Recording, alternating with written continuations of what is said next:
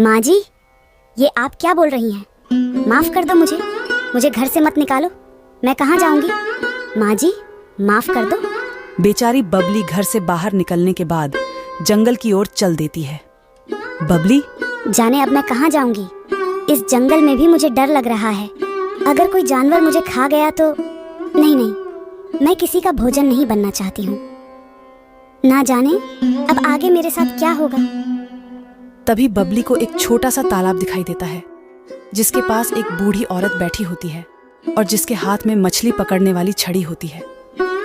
वह बार बार मछली पकड़ने की कोशिश करती है, लेकिन एक भी मछली उसके हाथ में नहीं आ पाती। बबली, अरे कौन है आप अम्मा, और क्या इस नदी में मछलियाँ पकड़ रही हैं?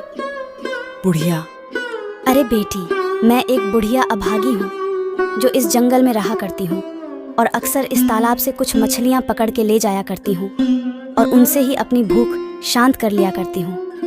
कई दिनों से एक मछली भी हाथ नहीं आई है। कई दिनों से भूखी हूँ। आज एक मछली भी हाथ आ जाए तो मेरी भूख शांत हो जाए। बबली, अरे रे, बस इतनी बात से दुखी हो? मैं आपके लिए मछली पकड़ देती हूँ। अभी देखिएगा, एक बार में ही मछली मेरे हाथ में आ जाएगी। हाँ, फिर आप उसे पकाकर अपनी भूख शांत कर लेना। बबली, ये देखिए अम्मा जी, मैंने कहा था ना। देखिए कितनी सारी मछलियाँ हैं। देखिए देखिए। बुढ़िया, अरे वाह वाह बेटी, ये तो सच में कितनी सारी मछलियाँ हैं। तेरा बहुत बहुत धन्यवाद बेटी, इस बूढ़ी की मदद करने के लिए। आज मुझे भूखा नहीं सोना पड़ेगा। वाकई तू एक नेक दिल इंसान है। अच्छा, अब मैं चलती हूँ। बबली, ठीक है अम्मा, अब तुम जाओ और इन मछलियों से अपनी भूख शांत करो। बुढ़िया, हाँ हाँ बेटा, जाती हूँ। सदा सुखी रहो तुम। बाकी सब माया है, सब माया। जिसके बाद वह बूढ़ी वहां से चली जाती है और थोड़ी दूर जाते ही गायब हो जाती है। बबली जंगल में आगे बढ़ती है और देखती है कि एक बहुत ही भयानक और अजीब दिखने वाली औरत बैठी रो रही होती है। बबली उसे देखकर डर जाती है। बबली, अरे कौन हो तुम? रो क्यों रही हो? और तुम देखने में इतनी भयानक क्यों हो? क्या तुम मनुष्य नहीं हो? मुझे बहुत डर लग रहा है। औरत, क्या बताऊं तुम्हें, मैं मनुष्य ही हूँ, लेकिन मैं वो अभागी हूँ जिसे कोई भी देखना पसंद नहीं करता। कुछ समय पहले मैं बहुत सुंदर हुआ करती थी। अपने रूप का मुझे बहुत घमंड था, जिसकी वजह से मैं सभी को नीच समझा करती थी। लेकिन एक दिन एक भूखी भिखारिन भोजन मांगने मेरे द्वार पर आई। उसका रूप बहुत गंदा था, लेकिन अपने रूप के घमंड के कारण मैंने उसे नीच समझा और बिना कुछ भोजन दिए घर से भगा दिया।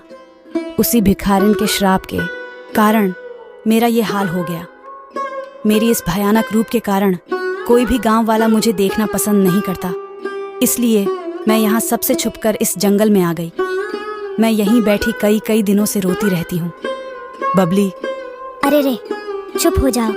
मैं तुम्हारा दुख समझ सकती हूँ। मेरे भी काले रूप के कारण मेरी माँ जी ने मुझे घर से निकाल दिया।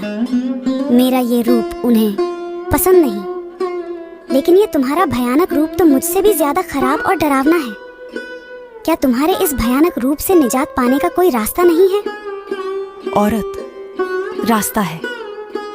एक दिन इस जंगल में एक साधु आए थे, जिन्होंने मुझे कहा था कि अगर कोई नेक दिल इंसान इस जंगल में आएगा और उस विशाल नदी के जल को छू कर मुझे देगा, जिसे पीकर मुझे मेरे इस भयानक और डरावने रूप से छुटकारा मिल जाएगा।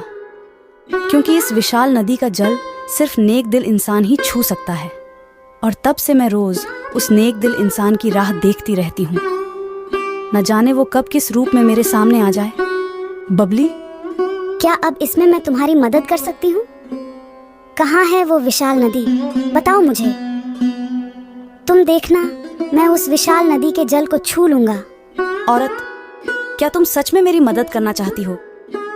लेकिन उस नदी का जल वही इंसान छू सकता है जो नेक दिल हो। अगर कोई और उस विशाल नदी के जल को छूने की कोशिश करता है तो वो उस नदी में हमेशा के लिए समा जाता है। बबली, नहीं, तुम देखना, मुझे कुछ नहीं होगा। मैंने तो कभी किसी का दिल नहीं दुखाया। मैं अवश्य ही तुम्हारी मदद करूंगी। अगर उस विशाल नदी